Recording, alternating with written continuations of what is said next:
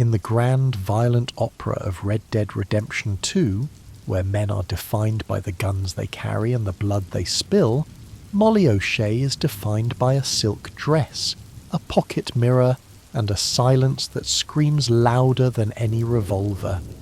She is the ghost of the Van der Linde gang long before she actually dies. To the other members of the gang, she is a nuisance, a high-maintenance burden who refuses to work. To the player, she is often just background noise, a figure pacing nervously outside Dutch's tent. But if we stop and look, truly look at Molly O'Shea, we find perhaps the most tragic figure in the entire narrative. She's not a warrior like Sadie Adler. She's not a survivor like Abigail Roberts. She's a victim.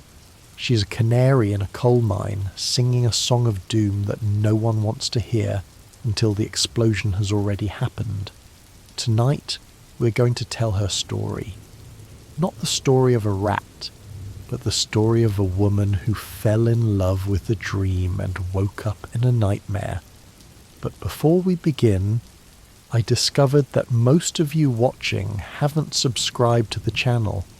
Please do. It really helps out and takes a lot of time to make these videos. Without further ado, let's begin. To understand Molly, we must first understand where she came from, because her origin is the key to her tragedy.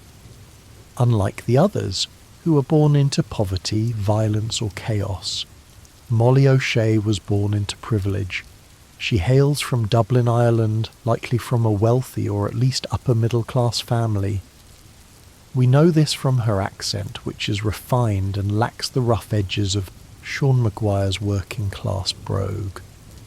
We know this from her clothes, which are consistently more expensive and impractical than anyone else's, and we know this from her attitude. Molly is not built for the frontier. She is built for drawing rooms, for tea parties, for poetry readings. She's a creature of civilization dropped into the heart of the wilderness. So, how does a girl from Dublin end up in a tent in the American West with a gang of outlaws? The answer is simple and devastating. Romance. Not just romantic love, but the romantic ideal. Molly O'Shea is a victim of literature. She likely grew up reading the penny dreadfuls and the romanticised accounts of the Wild West that were popular in Europe at the time. She imagined a life of freedom, of dashing bandits and noble rebels. She imagined a life that was real, away from the stifling corsets and social expectations of Dublin society. And then she met Dutch van der Linde. Dutch is the ultimate salesman of the romantic ideal. When he met Molly, he wouldn't have shown her the dirt, the blood, or the fear. He would have shown her the dream. He would have quoted Evelyn Miller. He would have talked about savage utopia. He would have told her that she was special, that she was trapped in a gilded cage and that he held the key. For a young, bored, perhaps rebellious woman like Molly, Dutch was not just a man. He was a portal to a fantasy. She didn't run away to be a criminal. She ran away to be a heroine in a story. She ran away to be the Pirate King's queen. But the tragedy of Molly O'Shea is that the story she thought she was joining ended the moment she stepped onto the boat to America. The reality of the outlaw life is not poetry. It is mud. It is cold. It is fear. It is washing socks in a creek while your hands freeze. It is sleeping on the hard ground. It is the constant gnawing anxiety that the law is coming to hang you. Molly was prepared for the romance. She was wholly unprepared for the reality. And this disconnect, this chasm between what she expected and what she got, is the wound that festers throughout the entire game. We see this disconnect immediately in the opening chapter at Coulter. The game begins in a blizzard. The gang is freezing, starving and desperate. Everyone is pitching in. Arthur is hunting, Charles is scouting, Pearson is cooking. Even the other women, Grimshaw, Karen, Tilly, Mary Beth are working, tending to the wounded, mending clothes, keeping the camp running. And then there is Molly. Molly does not work. This is the primary grievance the camp has against her. She thinks she's too good for us, the other women whisper. She acts like a queen. And they're right, but they're also wrong. Molly doesn't refuse to work because she is lazy, though she is certainly entitled. She refuses to work because working would mean admitting that the fantasy is a lie. In her mind, she is not a worker bee. She is the queen bee. She is Dutch's partner, not his servant. If she starts scrubbing floors or skinning deer, she becomes just another camp follower. She loses the one thing that makes her special, her status as the lady of the gang. So she clings to her idleness like a shield. She sits in the tent, she checks her makeup, she reads her poems. It is a desperate performance of aristocracy in a world that has no use for aristocrats. This refusal to integrate isolates her completely. In Coulter, she is physically and emotionally frozen out. Watch the interactions. Susan Grimshaw, the camp's matriarch and taskmaster, despises Molly. Grimshaw is a pragmatist. She values utility above all else. To her, Molly is dead weight. The animosity is palpable.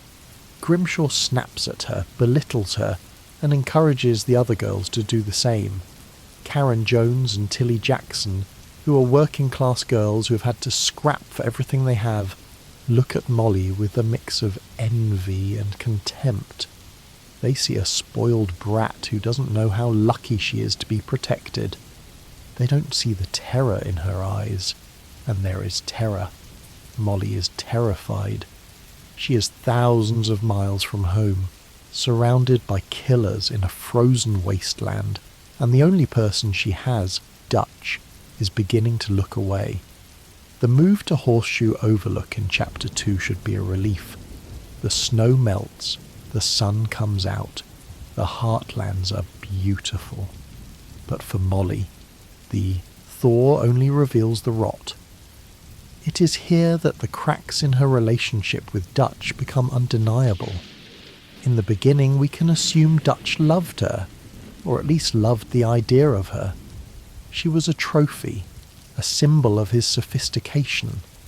A man who reads Evelyn Miller should have a refined Irish poetess on her arm. But as the pressure mounts, as the Pinkertons close in, Dutch needs soldiers, not ornaments. He needs people who can shoot, who can earn, who can contribute.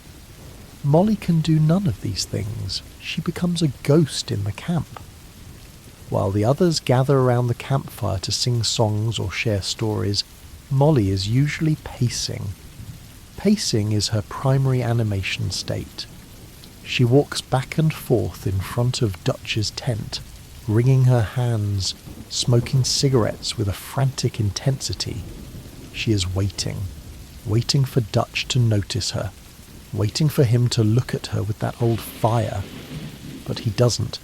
He is looking at maps. He is looking at the horizon. He is looking at Mary Beth, who listens to his philosophy with wide, adoring eyes. He's looking at Sadie Adler, who's turning into a warrior. He looks everywhere but at Molly. This is where the mirror comes in. Molly is constantly checking her pocket mirror. It is a nervous tick. On the surface, it looks like vanity. Look at her, the player thinks, obsessed with her face while we're out here dying. But psychologically, it is something far more painful. Molly is checking the mirror to make sure she still exists. In a camp where she's ignored, ridiculed and dismissed, she feels herself fading away. She looks in the mirror to confirm her own reality. I'm still here. I'm still Molly O'Shea. I am still beautiful. It is an act of self-preservation. She is trying to hold on to the identity of the beloved woman, even as the evidence of that love crumbles around her. The isolation is compounded by the fact that she has no friends, not one. Even Micah Bell has his cronies, Joe and Cleet. Even Kieran, the O'Driscoll hostage, eventually finds a place with the horses and a tentative friendship with Mary Beth. Molly has no one. She's too proud to befriend the servants, Tilly, Karen, and too afraid of the men. She's trapped in a silo of her own making. The only person she talks to is Dutch, and Dutch stopped listening a long time ago. We see this dynamic play out in the background conversations. If you linger near Dutch's tent in Chapter 2, you will hear the arguments starting. They are low, hissing whispers at first. "Dutch, please, talk to me." "I am busy, Molly. Can't you see I'm thinking?" "You're always thinking. You never look at me anymore." "Woman, have you no concept of the weight I am carrying?" Notice the language. She asks for connection. "Talk to me. Look at me." He responds with duty and burden. Busy. Wait. He frames her need for affection as a distraction from his great work. This is classic narcissistic devaluation. He makes her feel small, selfish, and crazy for wanting basic human contact. He gaslights her into believing that her unhappiness is her own fault, that she's simply not strong enough to understand his vision. And Molly, who has staked her entire life on this man, believes him. She doubles down on her anxiety. She tries harder to get his attention, which only pushes him further away. It is a death spiral. There is a particularly heartbreaking moment in Horseshoe Overlook where Molly tries to tell Dutch about a poem she wrote. She approaches him tentatively, like a child approaching a volatile parent. "Dutch, I wrote something. I thought you might like it." Dutch doesn't even look up from his book. "Not now, Molly. Please." She stands there for a moment, the paper trembling in her hand, and then turns away. That moment is the death of the romance. It is the realization that he doesn't care about her mind, her soul, or her art. He only cared about the reflection of himself he saw in her eyes. And now that the reflection is cracking, he is bored. As the gang moves to Clemens Point in Chapter 3, the environment shifts from the open plains to the humid, sticky heat of Lemoyne. The physical decay of the camp mirrors the psychological decay of Molly O'Shea. The heat makes everyone irritable, but for Molly it is suffocating. She's still wearing her heavy, high-collared dresses, refusing to adapt to the climate just as she refuses to adapt to the lifestyle. She sweats. She paces. She unravels. The arguments become louder. They spill out of the tent. "You are not the man I fell in love with," she screams. This is a dangerous thing to say to Dutch van der Linde. Dutch's entire ego is built on the idea that he is a messianic figure, a saviour, a king. To tell him that he has changed, that he is failing, is heresy. When Molly says this, she seals her fate. She's no longer just a nuisance. She's a threat. She's a witness to his decline. And narcissists destroy witnesses. It is also at Clemens Point that we see Dutch's wandering eye become more obvious. He spends more time with Mary Beth. Mary Beth is younger, sweeter, and more compliant than Molly. She sits by the fire and writes in her journal, and Dutch sits with her, offering mentorship. Molly watches this from the shadows. It destroys her. It is not just sexual jealousy. It is intellectual jealousy. Mary Beth is replacing her as the literary muse. Mary Beth gives Dutch the adoration he craves without the nagging questions about safety or loyalty. Molly sees herself being replaced by a newer, less damaged model. And then there is Sadie. Sadie Adler is everything Molly is not. Sadie wears pants. Sadie shoots guns. Sadie demands respect. Dutch is fascinated by Sadie. He calls her Mrs. Adler with a tone of reverence. He sees her as a peer, a fellow warrior. Molly looks at Sadie and sees her own obsolescence. In this new world, this savage, violent world, Sadie Adler is the queen. Molly O'Shea is just a relic of a civilization that is being left behind. The cracks in the mirror are now fissures. Molly stops caring about her appearance as much. Her hair is a little looser. Her voice is a little shriller. She starts drinking more. The other camp members start to avoid her not out of annoyance but out of discomfort. It is uncomfortable to watch someone disintegrate. It is like watching a building slowly collapse. You don't want to be too close when it finally comes down. But the collapse doesn't happen all at once. It is a slow, agonizing erosion. And the cruelest part is that Molly is right. She is the only one who sees Dutch for what he is becoming. While Arthur is still loyal, while Hosea is still hoping for a way out, Molly sees the truth. He's using us, she mutters to herself. He doesn't care. But because she is the crazy one, the drunk one, the high-maintenance one, no one listens. She is Cassandra, cursed to see the future and have no one believe her. As the gang moves to Shady Belle, the setting becomes a perfect gothic horror backdrop for Molly's final descent. The old crumbling plantation house, with its peeling paint and ghosts of the past, is a physical manifestation of Molly's mind. She wanders the halls like a spectre. She stops pacing outside a tent and starts haunting a mansion. Shady Belle is where the silence becomes deafening. Dutch effectively stops speaking to her entirely. He locks himself in his room on the balcony, planning, scheming, spiralling. Molly is left downstairs, alone in a house full of people. She tries to engage Arthur. Arthur, he won't listen to me, she pleads. Arthur, to his credit, is not cruel to her, but he is dismissive. He's got a lot on his mind, Molly. Leave him be. Arthur sees Molly's pain as a distraction from the real problems of the gang. The Pinkertons, the money, the O'Driscolls. He doesn't realise that Molly's pain is the symptom of the gang's terminal illness. It is here that the idea of betrayal begins to take root in her mind. But not the betrayal of the gang. The betrayal of her. Dutch promised her a life. He promised her love. He took her from her home, her family, her world, and he dumped her in a swamp to rot. In her mind, the contract has been broken. And if the contract is broken, what does she owe him? What does she owe any of them? The player often misses the subtlety of her breakdown because the game is so focused on the external threats. We are looking for Pinkertons in the bushes.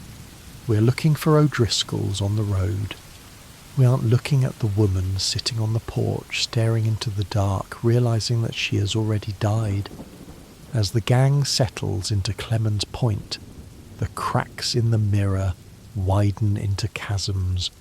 The location itself is a mockery of paradise, a beautiful lakeside view corrupted by the humidity, the bugs, and the looming threat of the Brazen Braithwaites. For Molly, this chapter is defined by a frantic, desperate attempt to reclaim her position.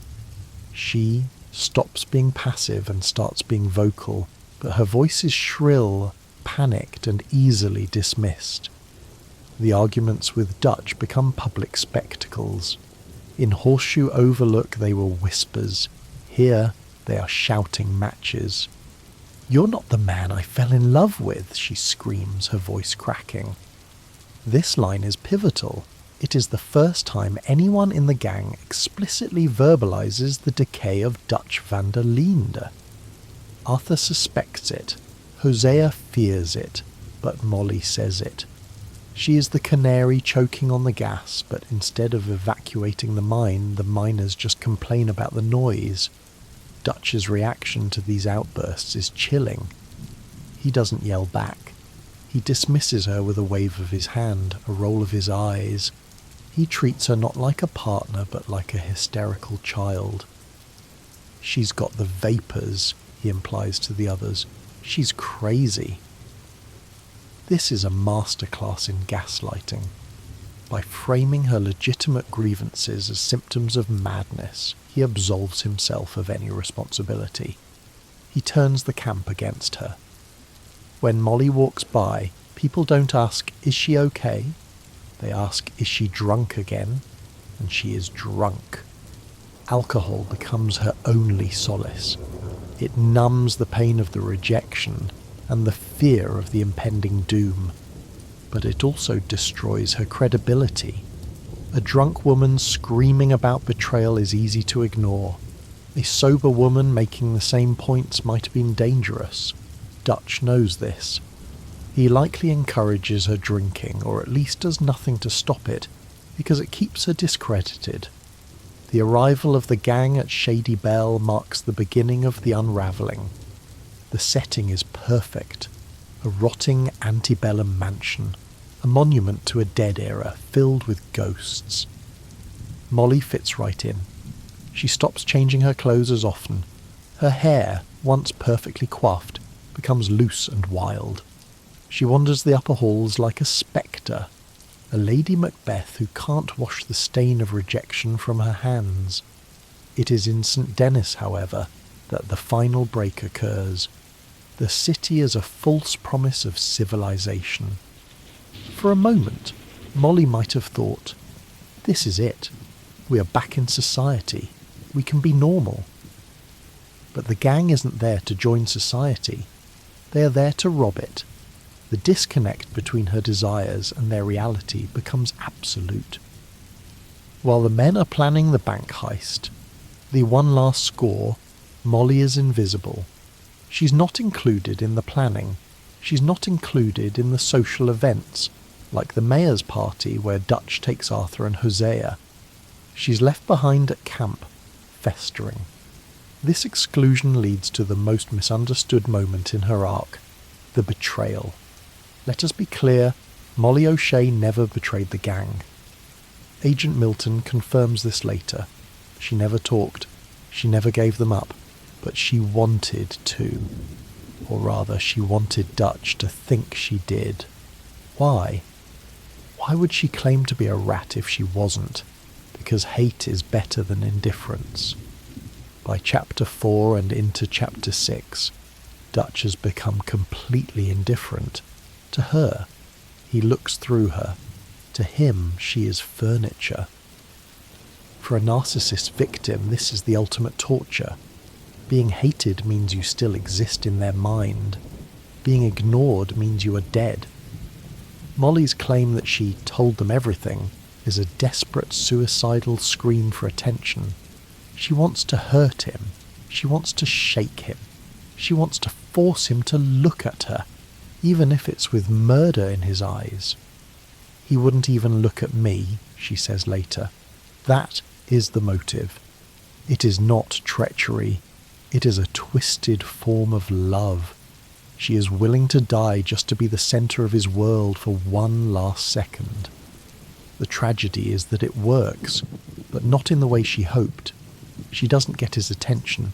She gets his contempt, and she gets a shotgun shell from Susan Grimshaw. But we are getting ahead of ourselves. Before the end, there is the long, slow slide into the abyss. The weeks in Lakay and Beaver Hollow are a blur of misery for Molly. She is practically catatonic. She sits by the fire, rocking back and forth, muttering poetry. "Savage utopia," she whispers, "a land of dreams." She is deconstructing Dutch's philosophy in real time, mocking it, mourning it. The other camp members have completely dehumanized her by this point. To them, she's just crazy Molly. They step around her like she's a puddle of mud. Even Arthur, the good man, offers her little comfort. He is too consumed by his own dying to save someone who seems intent on drowning. This lack of empathy from the gang is a collective moral failure. They pride themselves on loyalty, on being a family, but their definition of family is conditional. You are family as long as you are useful. You are family as long as you buy into the lie. Molly stopped being useful, and she stopped believing the lie, so she stopped being family. The move to Beaver Hollow is the final nail in the coffin.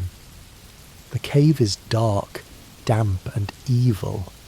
It is the antithesis of the gilded cage she started in. It is a stone tomb. And it is here, in the flickering light of the campfire, that Molly O'Shea decides to end her story. She doesn't do it quietly. She doesn't slip away into the woods.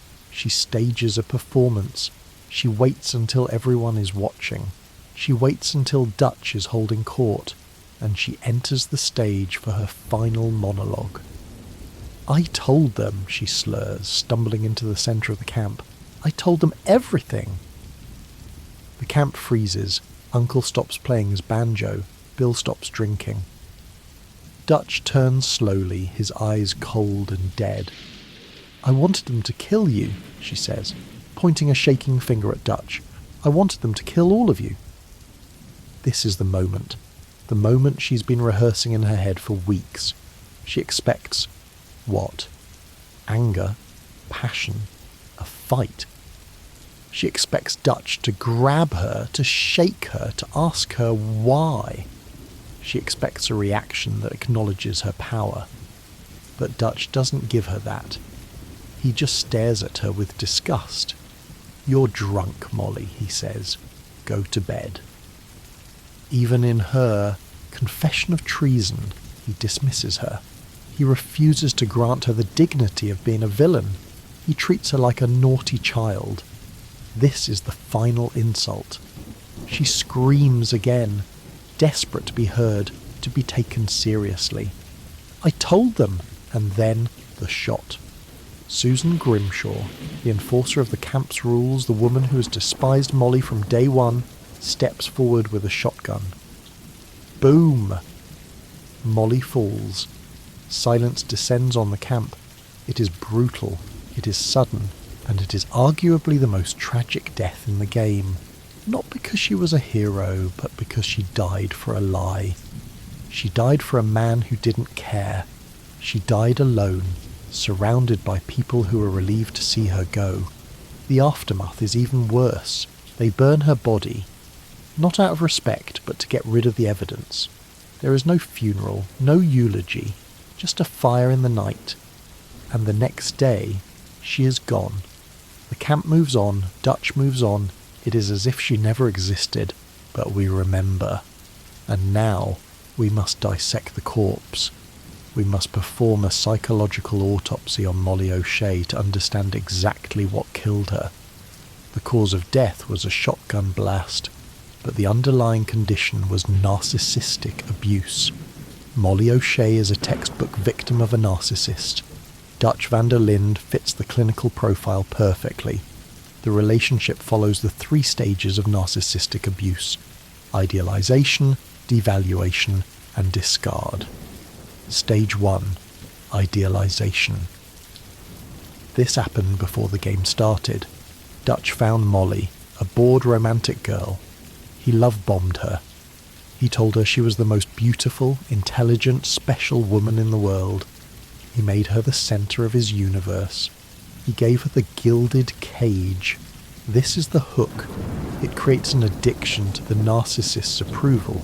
Molly spent the entire game chasing the high of this initial phase. Stage 2. Devaluation. This is the majority of the game. Once Dutch had her hooked, he started to pull away. He criticised her. He ignored her. He compared her to others, Mary Beth Sadie. He made her feel like she was crazy for wanting the affection he used to give freely. This erodes the victim's self-esteem. They start to believe that they are the problem. If I just try harder, Molly thinks, He will love me again. This is why she stays. This is why she doesn't run. She is waiting for the good Dutch to return. Stage 3. Discard. This is the end. Dutch is done with her. She's no longer useful as a trophy.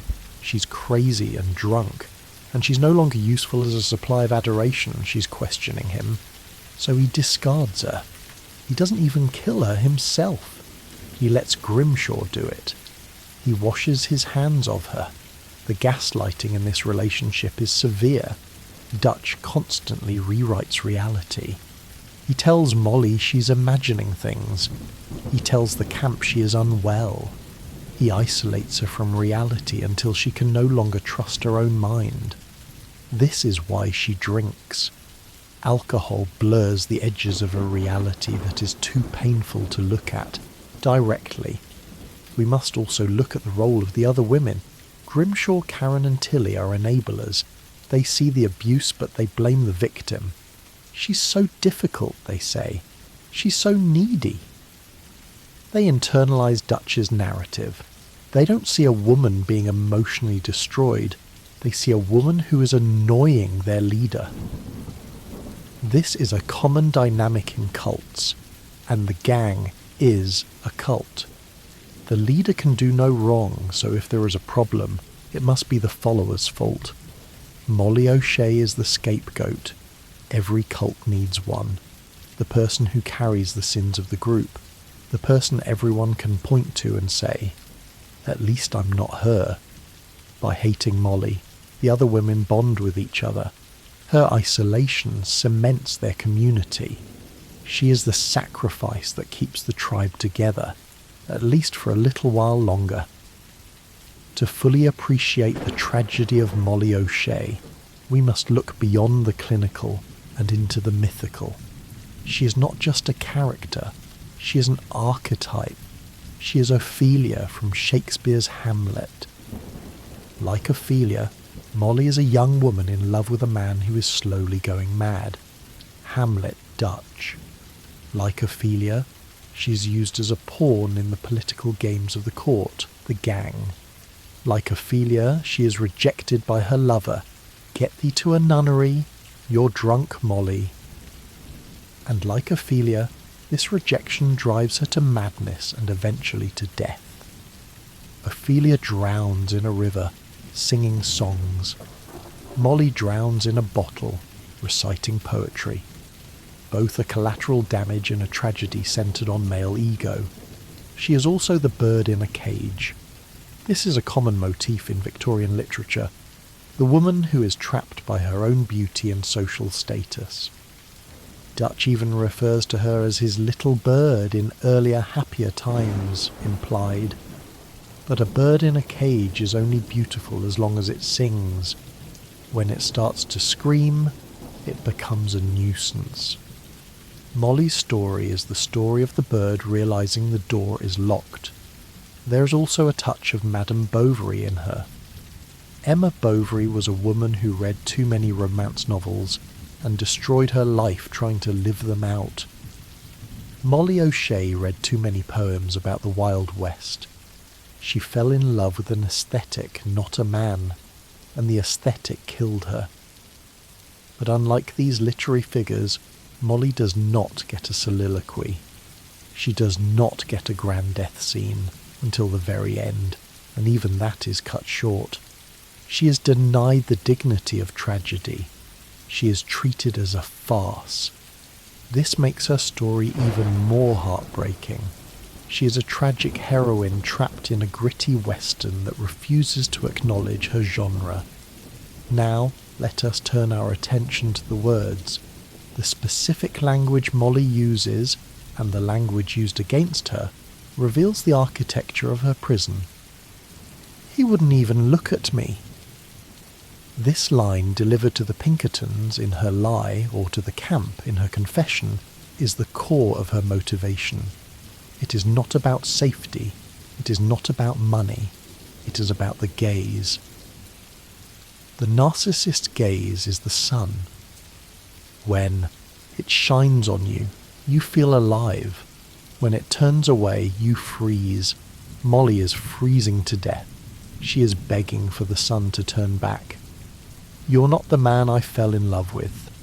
We analysed this earlier, but let's look deeper. This implies that there was a man she fell in love with. It validates the idea that Dutch has changed. It makes Molly the memory keeper of the gang. While everyone else is trying to adapt to the new Dutch, Molly is holding on to the old Dutch. She is the anchor dragging behind the ship, trying to stop it from sailing into the storm. And because she won't let go, the ship cuts the line. And then there is the poem. If you look closely at the props in the game, you can find a poem Molly writes. It is titled The Scent of the Rose. It talks about beauty, about fading, about the cold. It is not great poetry. It is derivative, sentimental, Victorian doggerel, but that is the point. It represents her attempt to impose order and beauty on a chaotic world. She's trying to write a romance novel in the middle of a horror story. The fact that Dutch ignores it is the ultimate rejection of her soul. He doesn't just reject her body, he rejects her art. He rejects the only thing she has left to give. The poem also serves as a foreshadowing. It speaks of things withering. Molly withers. She doesn't die in a blaze of glory like John Marston. She fades. She shrinks. Until she's just a small, drunk woman shouting at a giant, begging him to see her. But the story is not just in the words she speaks. It is in the silence she inhabits. We must look at the invisible woman in a game famous for its camp interactions, where you can play poker with John, go fishing with Javier, or listen to Uncle's stories. Molly O'Shea is conspicuously absent. She does not participate. She does not play dominoes. She does not sing songs. She does not sit by the fire. This absence is a deliberate design choice by Rockstar.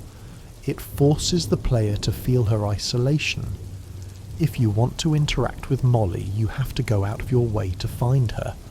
You have to walk over to Dutch's tent, away from the warmth of the main campfire. You have to enter her cold, lonely orbit. And when you do, the interactions are almost always negative. She is complaining. She is crying. She is asking for a mirror. This makes the player dislike her. We are conditioned to like characters who give us things. Pearson gives stew, Lenny gives friendship. Molly gives us nothing but anxiety. But this dislike is the point. We are complicit in her isolation. We, the players, avoid her just like the gang avoids her. We are part of the problem. We are part of the cult that rejects the non-believer. Finally, let us look at the fashion of despair. Visual storytelling is key in Red Dead Redemption 2, and Molly's wardrobe tells a story of its own. In Chapter 1 and 2, her clothes are pristine. High collars, expensive fabrics, vibrant colours, greens and golds. She looks like a doll. She stands out against the mud and the leather of the other gang members. This visual dissonance highlights her status as an outsider. She's a peacock in a flock of crows. As the game progresses, the clothes change. They become looser, the colours fade. By Chapter 6, she looks dishevelled. Her hair is unkempt. The doll is broken. But even in her disarray, she clings to the remnants of her style. She refuses to wear pants like Sadie. She refuses to wear practical work clothes like Tilly. She would rather be a ragged queen than a well-dressed servant. Her pocket mirror is the most tragic prop in the game. It is her only friend. It is the only thing that tells her the truth, or at least a version of it. When she looks in the mirror, she's trying to find the girl that Dutch fell in love with. But every day, that girl is a little harder to find. Every day, the reflection gets a little older, a little sadder, a little more ghost-like. So, why does Molly O'Shea matter? Why spend thousands of words on a minor character? Because she is the reality check. In a game that romanticizes the outlaw life, that makes us love the bank robberies and the gunfights, Molly O'Shea is the cold splash of water. She shows us the cost of the fantasy. She shows us that for every Dutch van der Linde who gets to play king, there is a Molly O'Shea who has to play the victim. She is the collateral damage of the American dream. She is the woman who was promised a castle and was given a cave.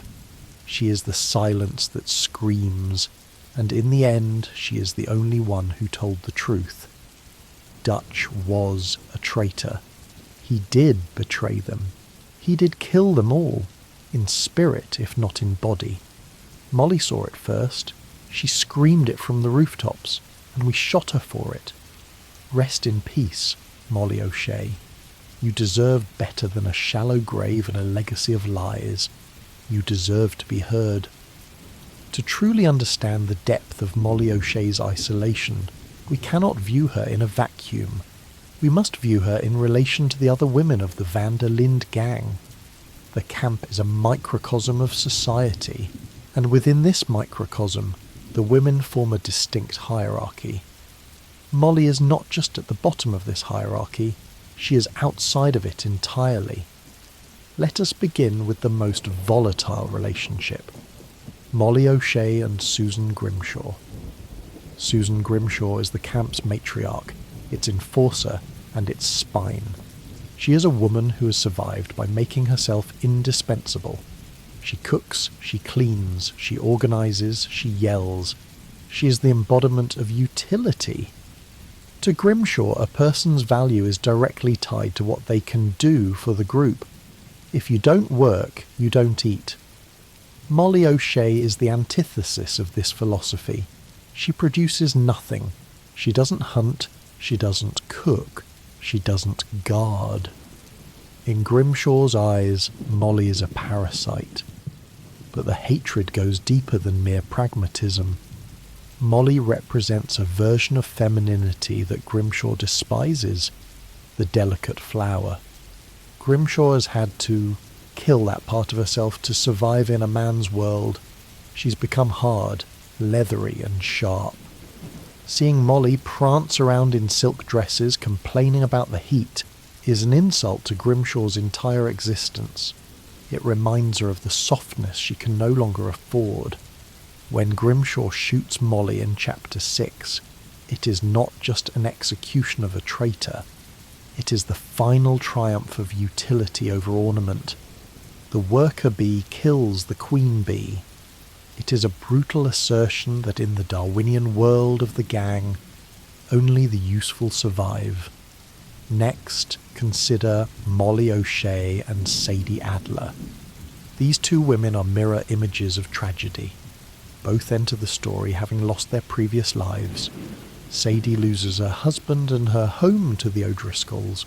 Molly loses her dignity and her agency to Dutch. But their reactions to trauma are diametrically opposed. Sadie turns her pain outward. She becomes a weapon.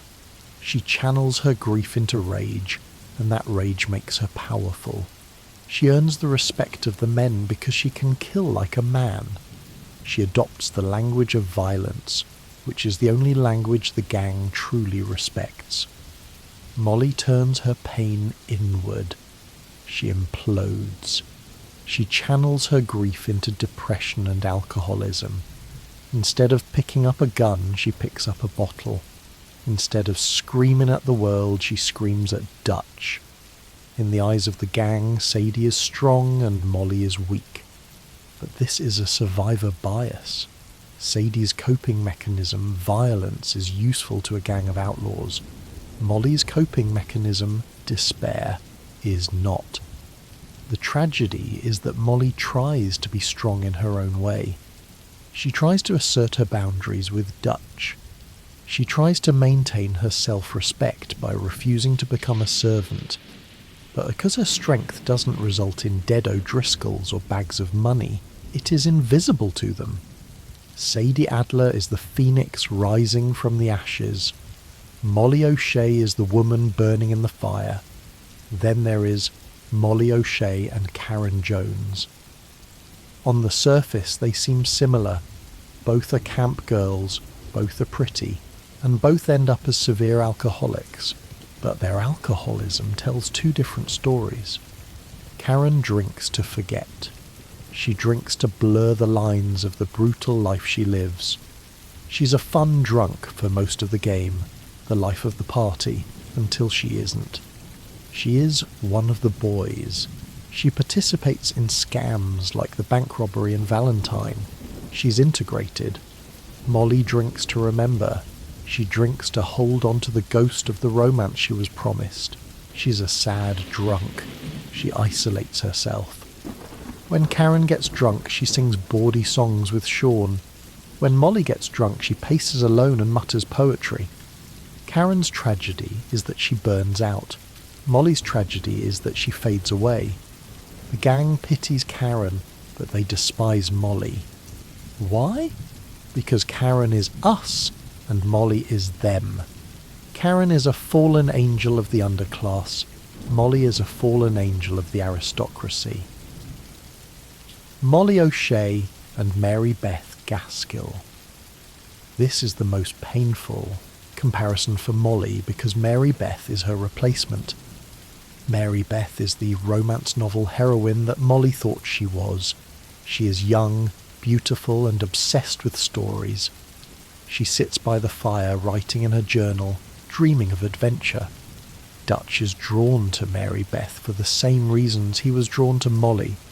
Her innocence, her adoration, her literary bent. But Mary Beth is compliant. She doesn't challenge him. She doesn't ask him why the plans are failing. She just looks at him with big, hopeful eyes. Molly watches this transition happen in real time.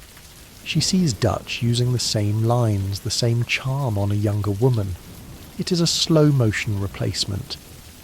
Molly hates Mary Beth, not because Mary Beth is cruel, she's actually quite kind, but because Mary Beth is the before picture to Molly's after. Molly wants to scream at her, "Run! He will consume you just like he consumed me." But she can't. She's paralysed by her own obsolescence. Finally, Molly O'Shea and Tilly Jackson. Tilly has arguably had the hardest life of any woman in the camp. She was kidnapped by the Foreman brothers, abused, and forced into a life of crime from a young age. Yet Tilly is resilient. She works hard. She plays dominoes. She smiles. She maintains a sense of self-worth despite her trauma.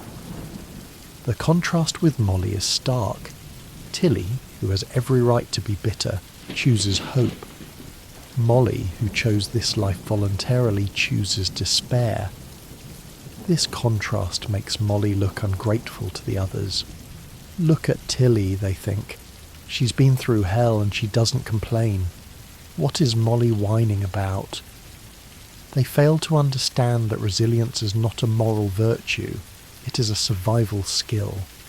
Tilly learned to survive because she had to. Molly never had to learn. She was protected by her class and her wealth until she wasn't. Throwing Molly O'Shea into the Vanda Linda gang is like throwing a house cat into a wolf pack. You cannot blame the cat for not knowing how to hunt. You blame the person who threw it there.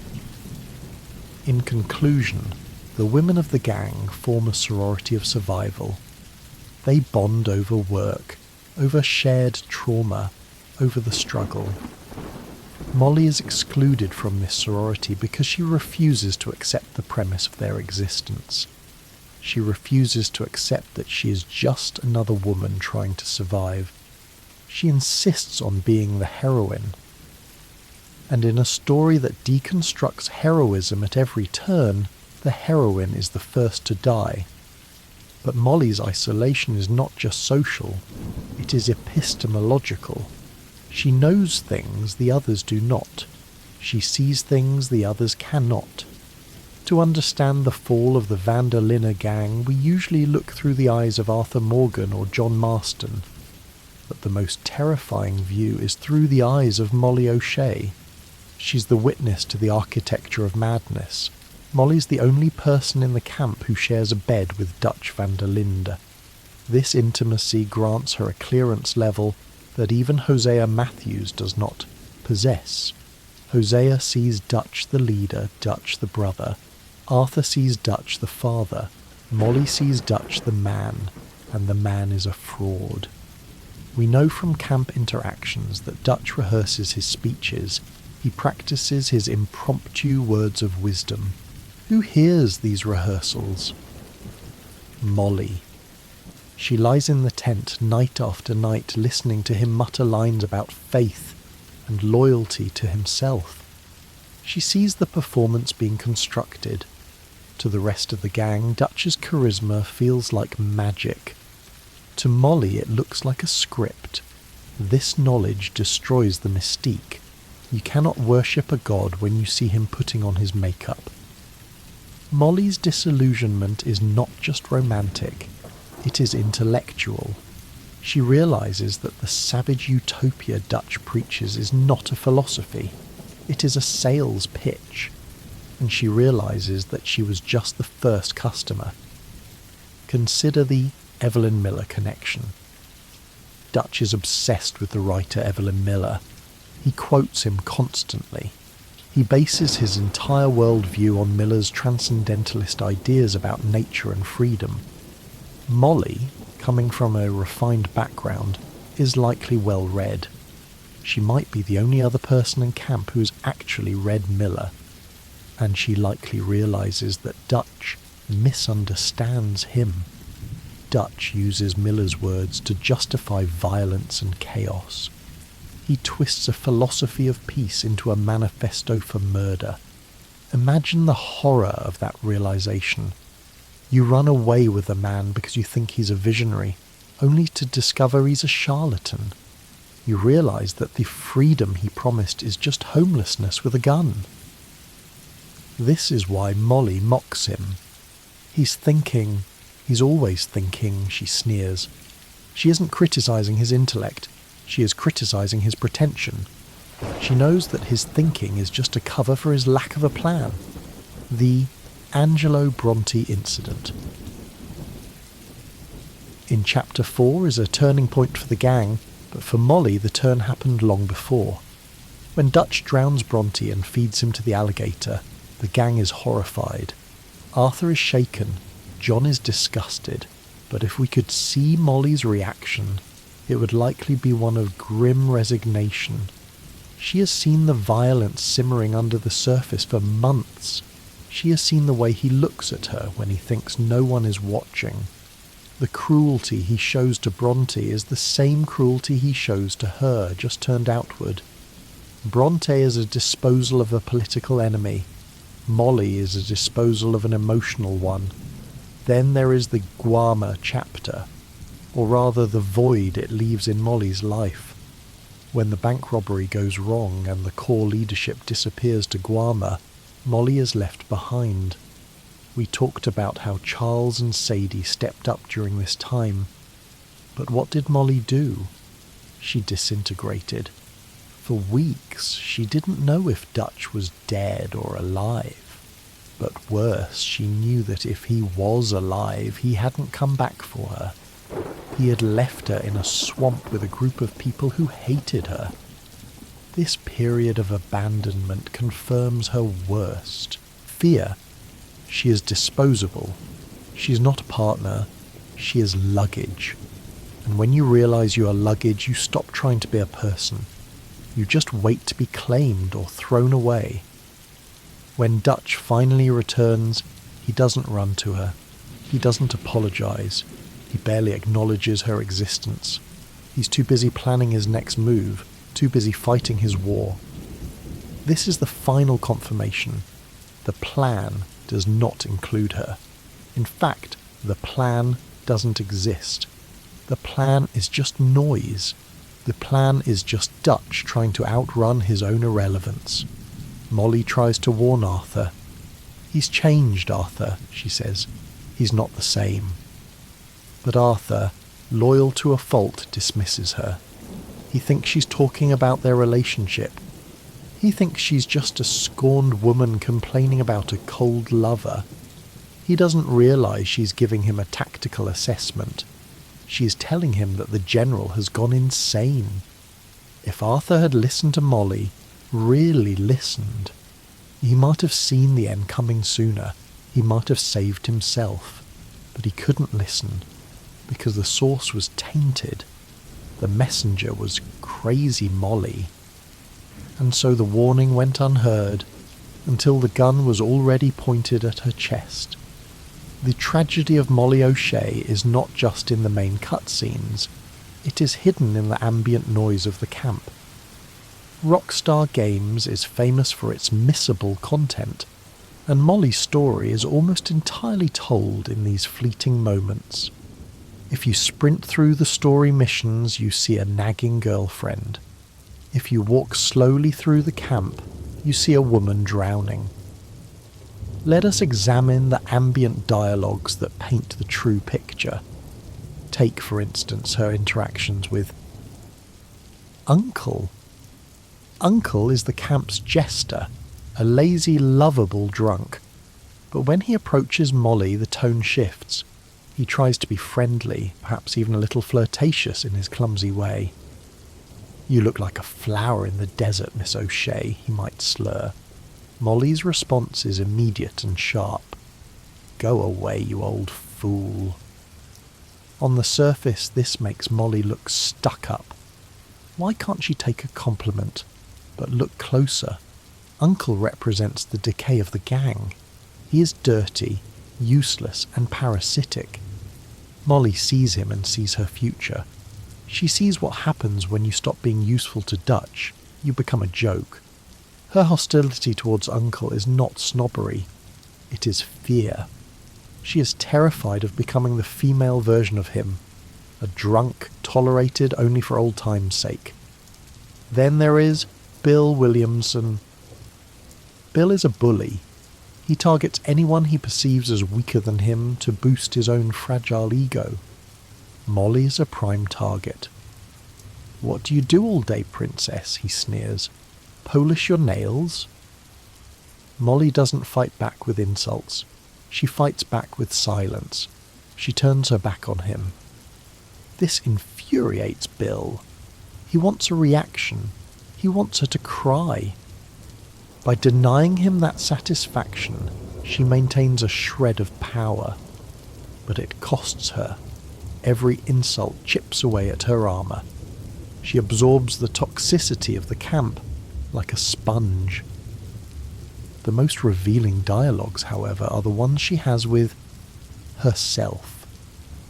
If you stand near the edge of the camp in chapter 3 or 4, you can hear Molly talking to herself.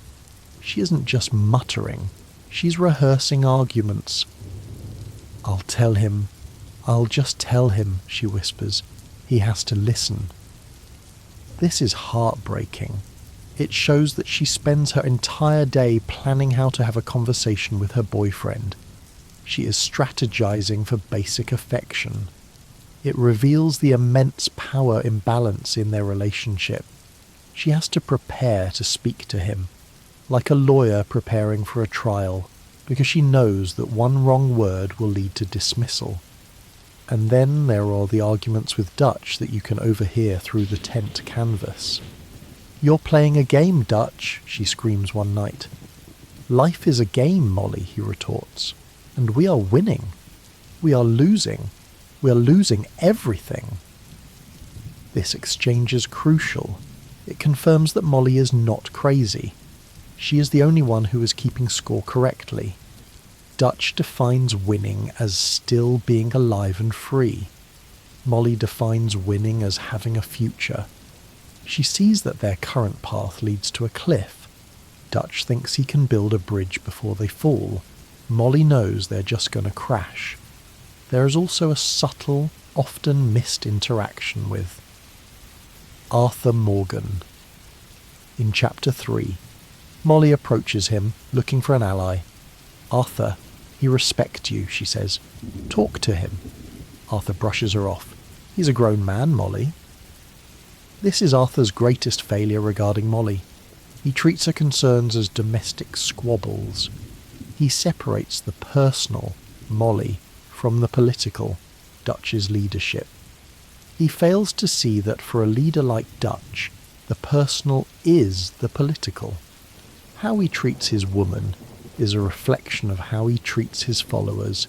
If he can discard the woman he loves the moment she becomes inconvenient, what will he do to the sons he loves? Molly was the warning shot. Arthur ignored it. Finally, let's look at her silence. In the later chapters, specifically at Beaver Hollow, Molly stops talking almost entirely. She stops arguing, she stops pacing, she just sits. This silence is not peace, it is defeat. It is the silence of a prisoner who has stopped rattling the bars. When she finally breaks this silence with her confession, it is an explosion of all the words she swallowed for months. It is a verbal suicide bombing. These ambient moments are the breadcrumbs of a tragedy. They show us a woman who was fighting for her life every single day, armed only with a sharp tongue and a pocket mirror, against an army of killers and a narcissist god. She never stood a chance. To fully grasp the tragedy, we must map it. We must look at the Camp Chronicles, a spatial biography of Molly O'Shea. In Red Dead Redemption 2, geography is destiny, where a character stands, tells you who they are. Chapter 1. Coulter, the Frozen. Prologue. In Coulter, the camp is a huddle of survival. Everyone is packed into the few habitable buildings, but even here, the segregation begins. Molly is almost always found inside the main cabin, near the fire, often with Dutch. This physical proximity to the leader is at its peak here. She is inside the circle of warmth. However, she's also static. While the others move, Arthur goes hunting, Javier scouts, Pearson cooks, Molly sits. She's a fixture, not an agent. The cold outside mirrors the cold reality she's about to enter, but for now she's protected by walls and by Dutch's arm. Chapter 2. Horseshoe Overlook. The stage. This is the golden age of the gang, and for Molly it is the beginning of the performance. Her primary location is the tent she shares with Dutch, but notice how she occupies it. She is rarely in the tent relaxing. She's usually in front of it. The space in front of Dutch's tent is her stage. She paces back and forth, performing her anxiety for an audience of one, Dutch, who isn't watching. The tent itself is symbolic. It is the most luxurious structure in the camp, filled with rugs, books, and a phonograph. It is a gilded cage, in the literal sense. Molly is the queen of this small canvas castle, but she's not allowed to leave it. If she wanders too far towards the campfire, the other women give her the cold shoulder. If she wanders towards the horses, she is out of her element, so she stays in her designated square footage, pacing a trench into the grass. Chapter 3. Clemens Point, the pressure cooker. The geography of Clemens Point is defined by water and heat. The camp is on a peninsula surrounded by the lake. It is beautiful, but it is a trap. There is nowhere to run. Molly's location shifts slightly here. She spends more time sitting on the crates and chairs, away from the tent. She's been pushed out. The heat makes the tent unbearable, but the emotional heat makes it worse. She's often found sitting by the water's edge, looking out at the lake. This is the Ophelia motif again. She's drawn to the water. Her animations change too. In Horseshoe, she was anxious but upright. In Clemens Point, she is wilting. She fans herself constantly. She slumps. The environment is physically crushing her. The humidity ruins her hair. The mud ruins her dresses.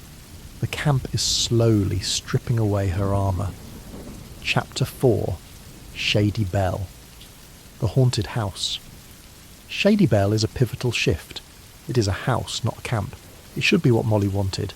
A return to civilization, to a roof, to a bedroom. But it is a ruined house. It is a corpse of a mansion. Molly's placement here is devastating. Dutch takes the master bedroom on the upper floor with the balcony. He literally elevates himself above the gang. Molly's often found downstairs or wandering the hallways. The vertical separation is symbolic of their relationship. Dutch is above her now. He looks down on the camp like a king. She wanders the ruins like a ghost. She is also more hidden here. In the open camps you couldn't miss her. In Shady Bell she can disappear into a room. This invisibility allows her depression to metastasize unchecked. No one sees her drinking alone in the parlour. No one sees her crying in the corner. The house swallows her. Chapter 5. Laquais. The Purgatory. Laquais is a nightmare. A swamp village infested with night folk and alligators. Molly is barely present here. She's a background asset. She sits in the mud, huddled in a blanket. She has ceased to be a character and has become a prop of misery. This is the discard phase manifest in geography. She is just there, waiting to die. Chapter 6. Beaver Hollow. The Tomb. The final camp is a cave. It is dark, damp, and fundamentally evil. It is the mouth of hell. Molly's position here is crucial. She is usually found near the entrance of the cave, but not in the command centre where Dutch and Micah plot. She's on the periphery of the darkness. The lighting in Beaver Hollow is key. Dutch is often bathed in the orange glow of the fire, looking demonic. Molly is often in the shadows. She's become a creature of the dark. When she finally steps into the light for her death scene, it is blinding. She forces the camp to look at her one last time. Her body is burned just outside the cave. She doesn't even get buried in the earth. She's turned into smoke.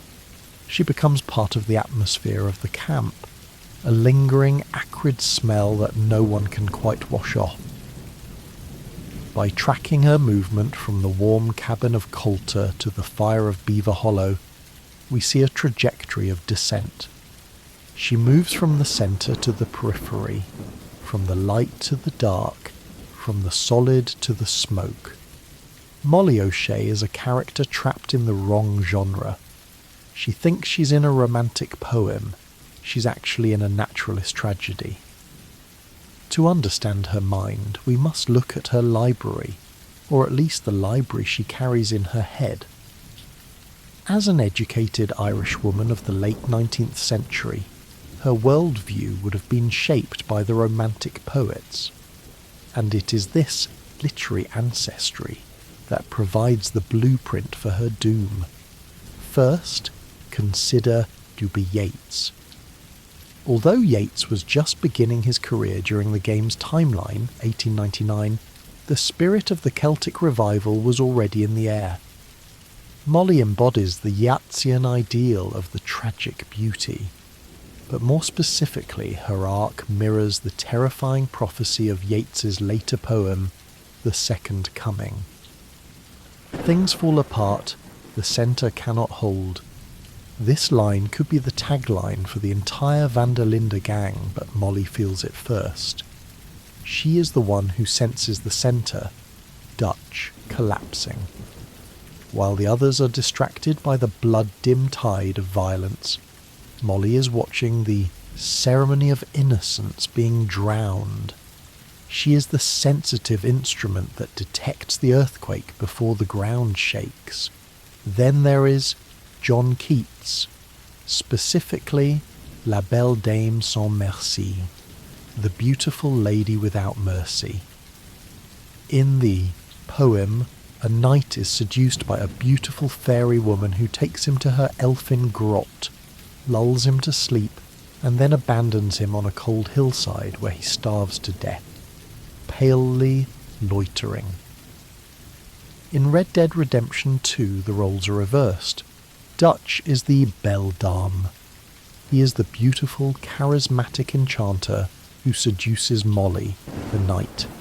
He takes her to his elfin grot, the camp, feeds her roots of relish sweet and honey wild and manna dew, his philosophy, and then abandons her.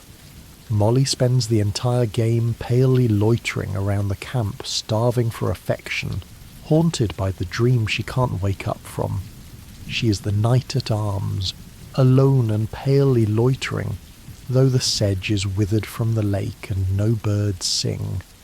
We must also look at Percy Bysshe Shelley, particularly Ozymandias.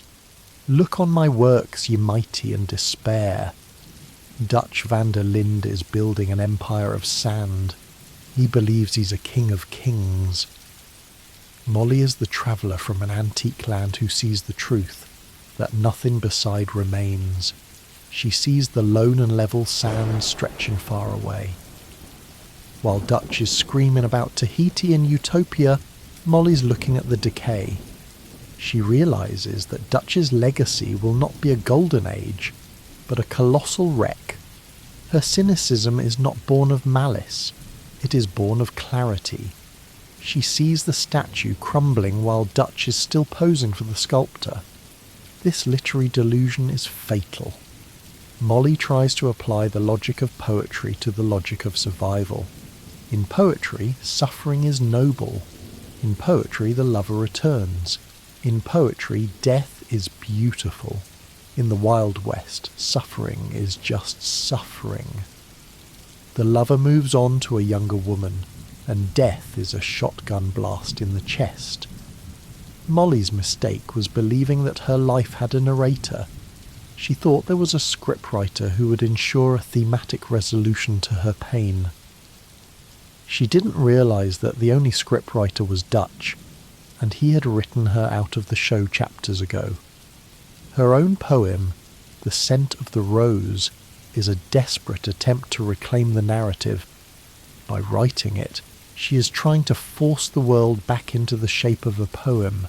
She's trying to make the mud and the blood rhyme, but the ink runs, the paper tears, and the poem is lost, just like her. Finally, let us indulge in a brief exercise of alternate history.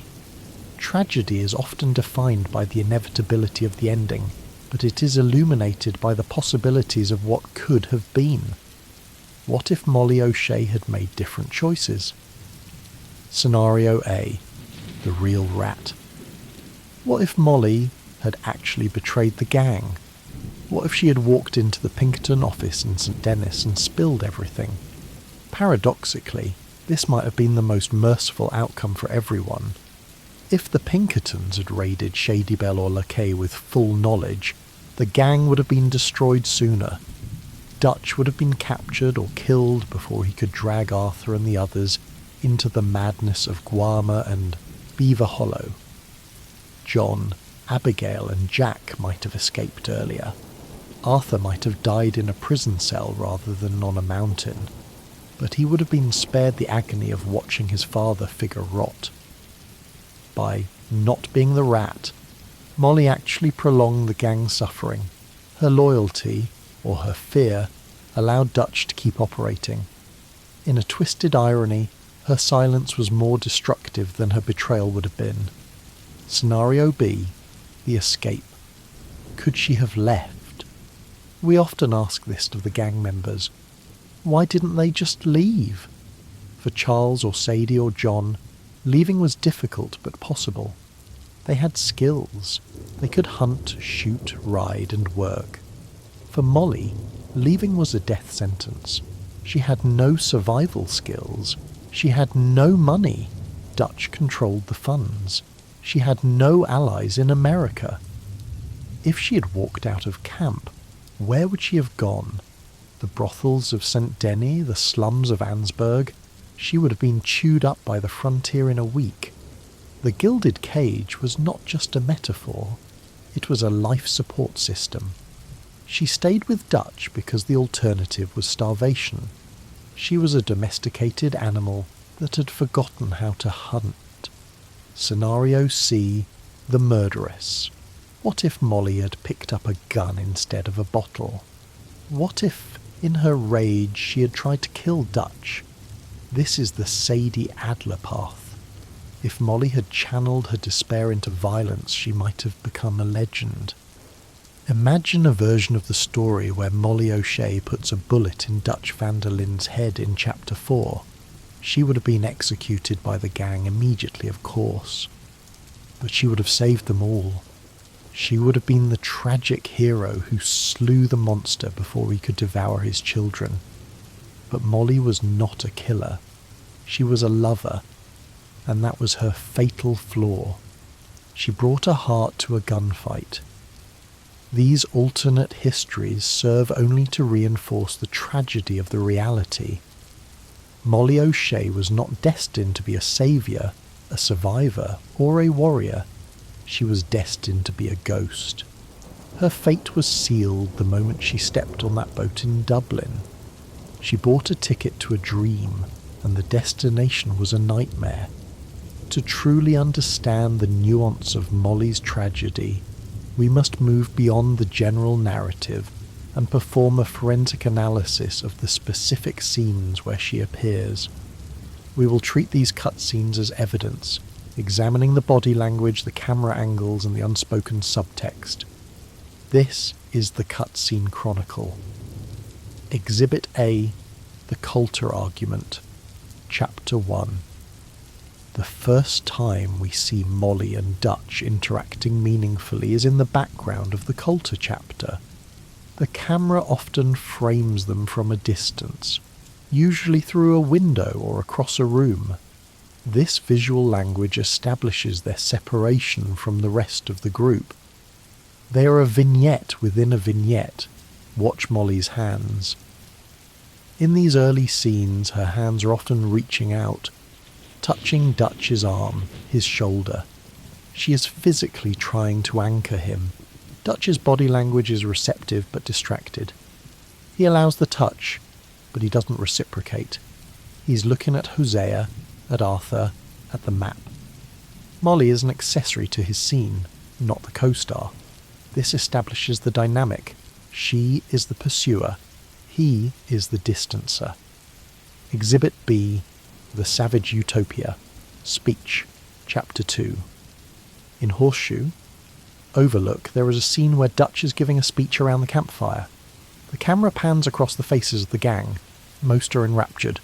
Mary Beth is wide-eyed. Javier is nodding. Arthur is sceptical but listening. Then the camera lands on Molly. She is not looking at Dutch. She is looking at the ground. She is smoking a cigarette with a nervous, jerky motion. This is a crucial directorial choice. By having her look away while he speaks, the game tells us that she has heard this all before. She's immune to the charisma that is intoxicating the others. She's the only sober person at the party, and that makes her dangerous. Exhibit C, the He's Thinking confrontation, Chapter 3. This is one of the few times Molly interacts directly with Arthur about Dutch. She approaches Arthur in Clemens Point. The framing here is significant. Molly is small in the frame, often looking up at Arthur. Arthur is large, imposing, but his posture is closed off. He has his arms crossed. Molly's voice cracks when she says, "He's thinking. He's always thinking." It's not just sarcasm, it's desperation. She is begging Arthur to see what she sees. But the camera stays over Arthur's shoulder, putting the player in his perspective. We look down on Molly. We are forced to adopt Arthur's dismissal of her. The game makes us complicit in her marginalisation. Exhibit D, the balcony scene, Chapter 4. In Shady Belle, there is a moment where Dutch is on the balcony and Molly is below. This is literal Romeo and Juliet staging, but inverted. Instead of the lover climbing up, the lover is being locked out. Dutch stands on the balcony like a king addressing his subjects. Molly stands in the mud. The verticality is the story. Dutch has ascended to a level of delusion where he believes he is above human concerns and human relationships. Molly is grounded in the mud of reality. She shouts up at him, but her voice is lost in the wind. He doesn't even look down. He looks out at the city of St. Denis. He is looking at his conquest. She is looking at her husband. They are in two different worlds. Exhibit E, The Confession, Chapter 6. This is the climax. The lighting is apocalyptic. The orange glow of the fire against the pitch-black cave. Molly stumbles in. She is centre stage for the first time. Watch the reaction shots. When she says, "I told them," the camera cuts to the gang members. Bill looks angry. Javier looks confused. Micah looks amused. Micah's reaction is key. He knows she is lying because he is the rat. He watches her self-destruction with the glee of a predator watching a wounded animal. He knows that her death takes the heat off him. Then look at Dutch.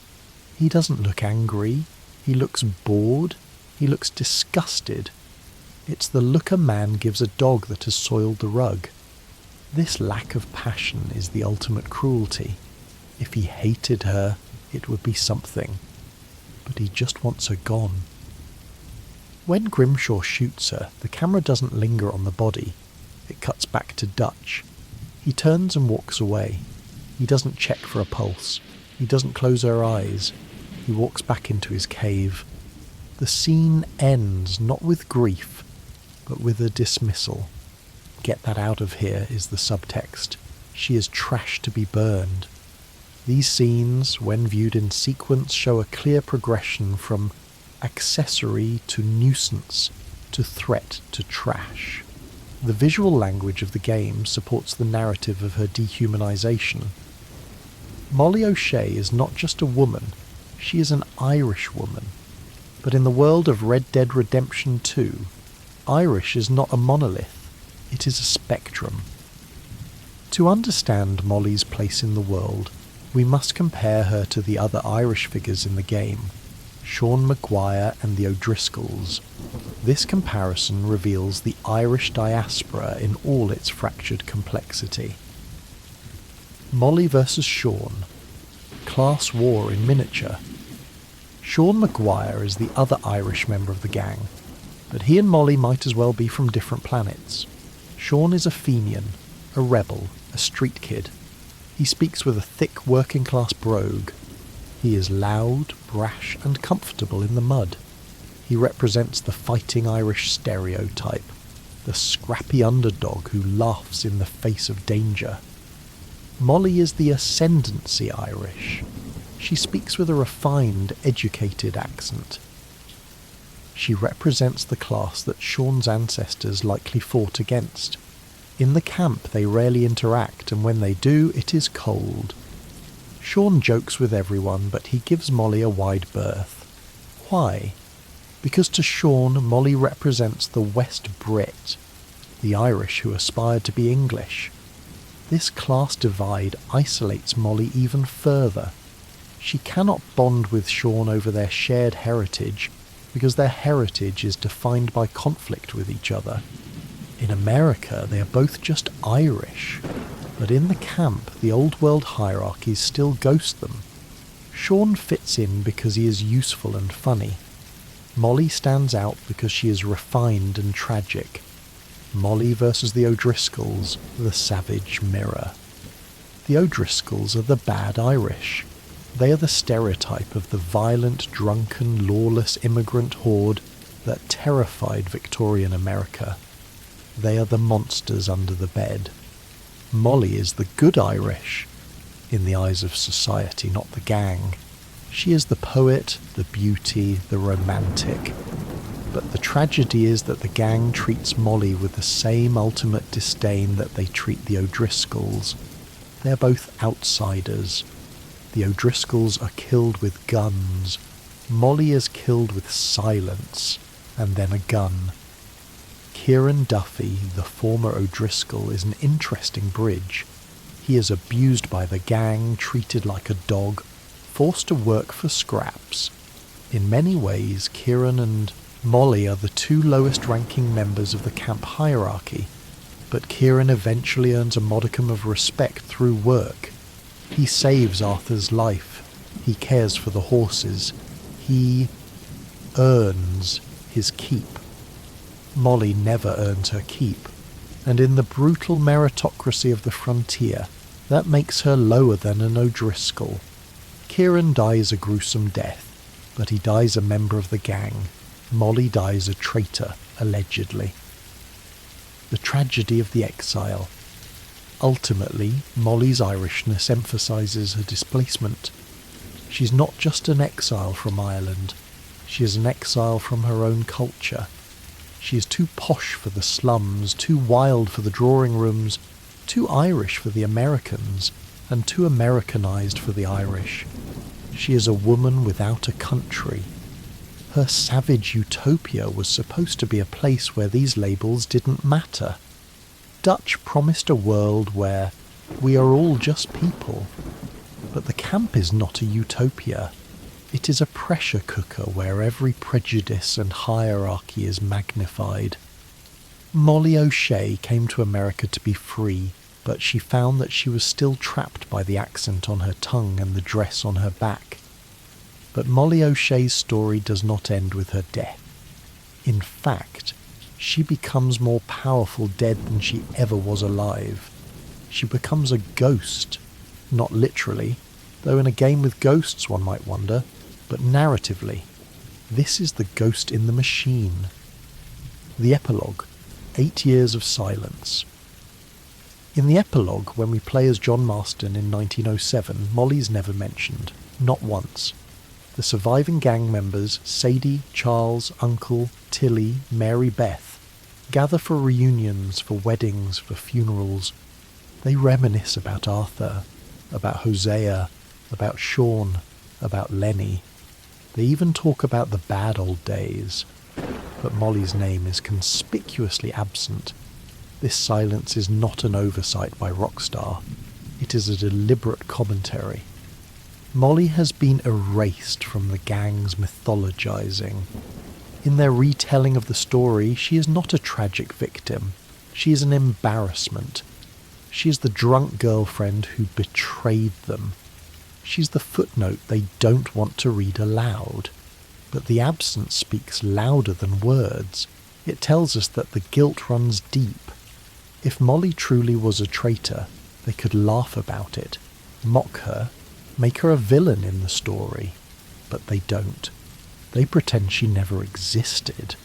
This is the behaviour of people who know they killed an innocent woman. This is the silence of shame. Arthur's journal, the written record. If you read Arthur Morgan's journal after Molly's death, there is a brief entry. Arthur writes something to the effect of, "Molly claimed she was the rat. Grimshaw shot her. I don't know what to believe anymore." This entry is crucial. Arthur, the moral compass of the gang, questions it. He doesn't accept the narrative wholesale. He is beginning to see the cracks in Dutch's empire, and Molly's death is one of the fault lines. Arthur's doubt validates Molly's perspective.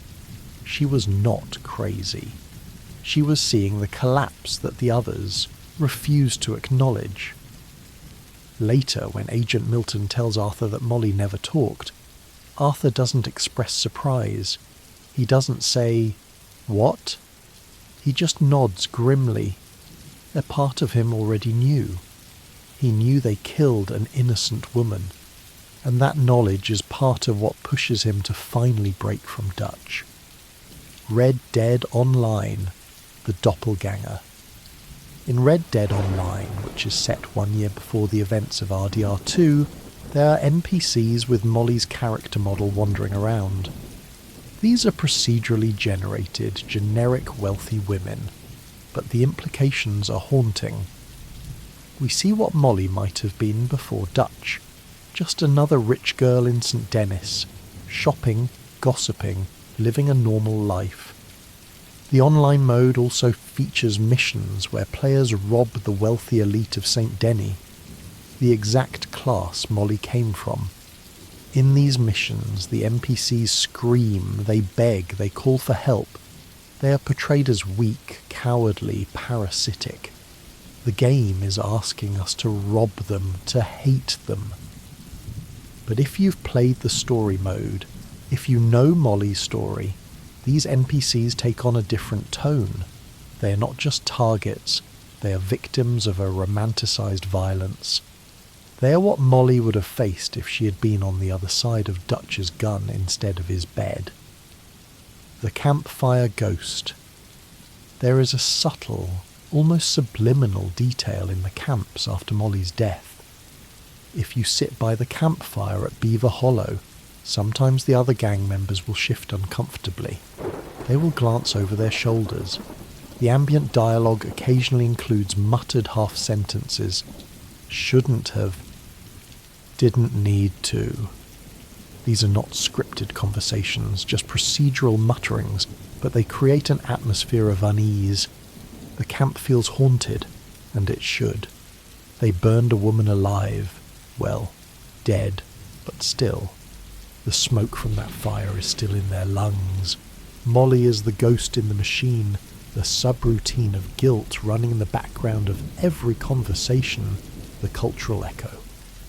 Outside the game, Molly O'Shea has become a cult figure in the RDR2 fandom. Players create art, write fan fiction, and build entire theories around her. Why? Because she represents the unfinished story. She is the tragedy that didn't need to happen. In the player community, Molly gets the eulogy she was denied in the game. She gets the voice. Fans often ask what-if questions. What if Arthur had helped her escape? What if she had survived? What if she had actually betrayed them? These questions keep her alive in the cultural imagination. She is the character who haunts us because we feel we failed her. Molly O'Shea is dead, but death, in storytelling, is not the end. It is the transformation. She went from being a nuisance to being a symbol. She is the cautionary tale. She is the proof that Dutch van der Linde was not a Robin Hood. He was a cult leader who destroyed anyone who questioned him. Her ghost whispers the truth that the gang spent 8 years trying to forget. He wouldn't even look at me. Now, as we stand at the end of this examination, we must confront the larger question. Why does Molly O'Shea matter? Why dedicate this depth of analysis to a character who appears in perhaps a dozen scenes, who has no missions dedicated to her, who dies halfway through the story? The answer is simple and profound. Molly O'Shea is the emotional truth of Red Dead Redemption 2. The game is ostensibly about Arthur Morgan's redemption. It is about John Marston's survival. It is about the death of the Wild West and the birth of industrial America. These are the grand, sweeping themes. But Molly's story is the intimate counterpoint. She is the microcosm of the macrocosm. Every betrayal, every delusion, every gaslighting that Dutch inflicts on the gang is first tested on Molly. She is the laboratory mouse of his narcissism. When Dutch tells Arthur, "I have a plan," and Arthur believes him, we see the same dynamic that kept Molly chained. When Dutch accuses John of disloyalty, we hear the same accusations he levelled at Molly. When Hosea tries to warn Dutch that he is losing his way, and Dutch dismisses him, we are watching the same scene as Molly trying to talk sense into her lover. The gang's tragedy is Molly's tragedy writ large. She is the canary, and they are the miners who ignored the song. Consider the symbolism of her clothing. In a game obsessed with costume design, where every character's outfit tells a story, Molly's wardrobe is a dissertation on decline. She starts the game in emerald green, the colour of Ireland, of hope, of life. By the end, she's in faded browns and greys, the colour of mud, of ash, of death. Her dresses go from structured and pristine to loose and stained. She is literally unravelling before our eyes, thread by thread. Her pocket mirror is equally symbolic. In literature, mirrors often represent truth or vanity.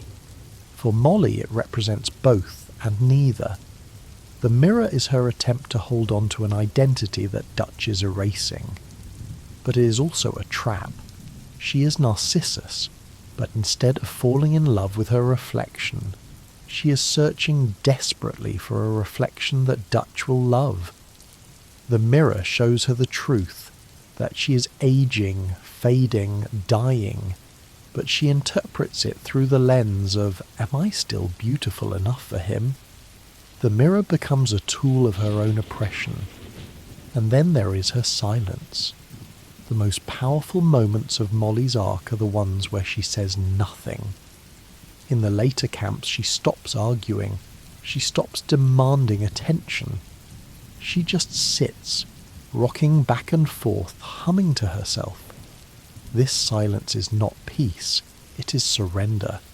It is the silence of a person who has exhausted every avenue of expression and found them all blocked. When she finally breaks this silence with her confession, it is not a betrayal of the gang. It is a resurrection of her voice. She would rather be hated than ignored. She would rather be shot than invisible. The fire that consumes her body is the final symbol. In many cultures, fire is purification, transformation, rebirth. But Molly's fire is none of these. It is erasure. They don't cremate her with honour, they burn her like trash. The fire takes her physical form and turns it into smoke, into nothingness. She becomes air. She becomes a memory that the gang actively tries to forget. The fire is the gang's attempt to destroy the evidence of their collective sin. But fires leave scars. The ground where Molly burned never quite grows back. If you return to Beaver Hollow in the epilogue as John, the scorch mark is still there. Nature has reclaimed the camp, but that particular patch of earth remains cursed. Rockstar did not have to include this detail, but they did, because Molly's death is a wound that cannot heal. There's also a bitter irony in her fate. Molly came to America to escape the constraints of Dublin high society. She wanted to be free, but she found that the outlaw life was not freedom.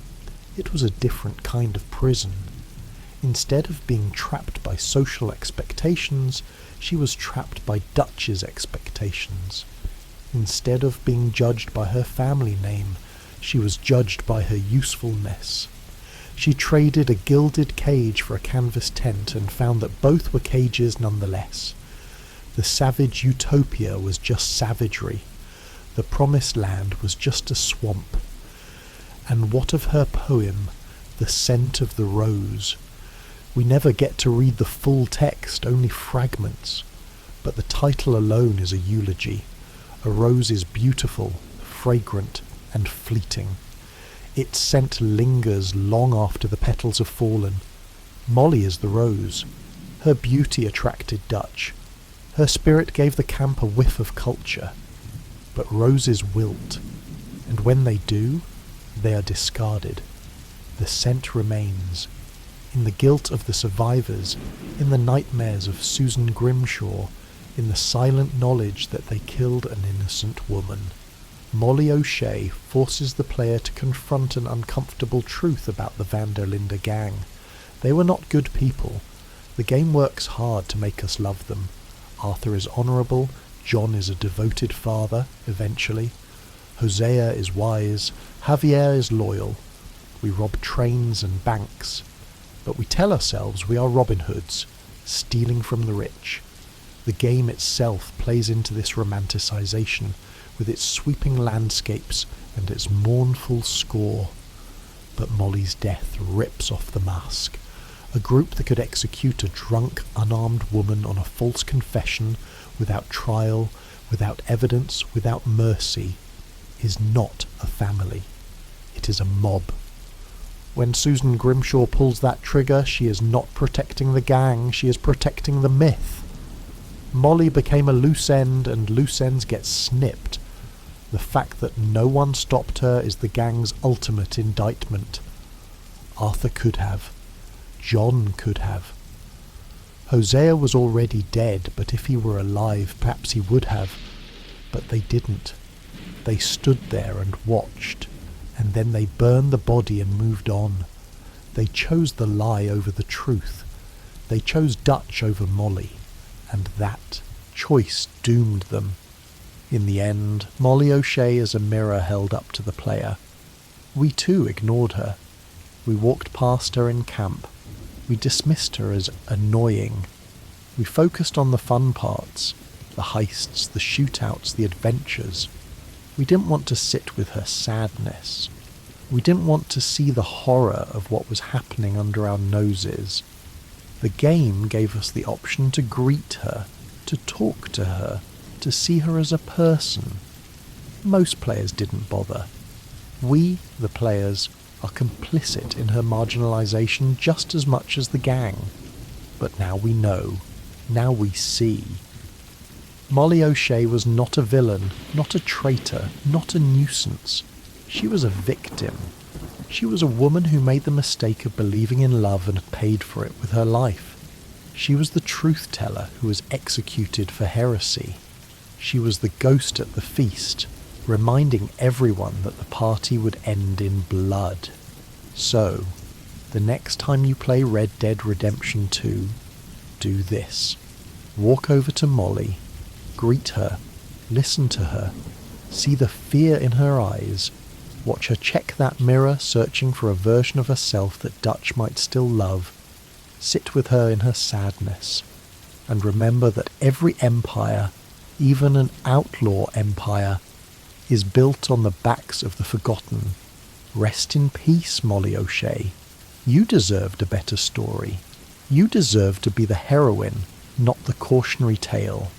You deserved a man who would look at you, really look at you, and see the treasure that he held.